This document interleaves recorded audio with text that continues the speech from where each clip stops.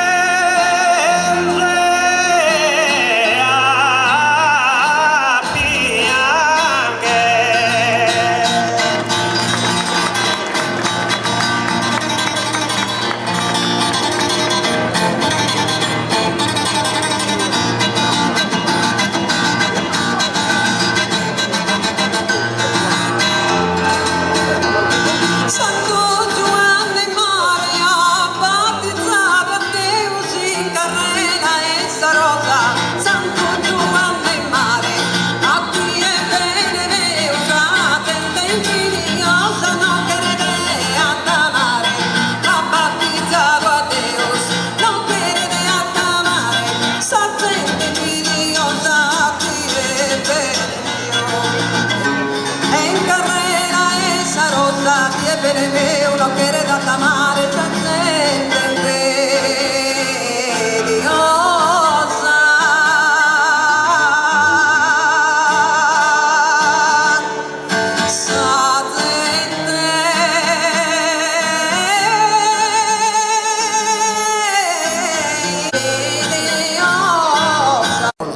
mi ultente badi più bello est.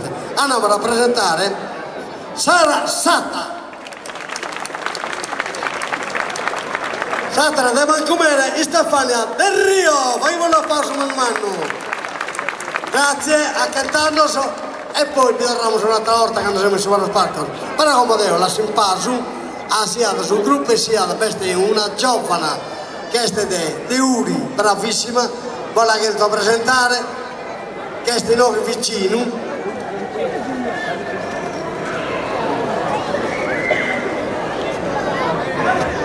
Io devo vedere, non ti devo vedere. No, stavo aspettando che mi chiamassi.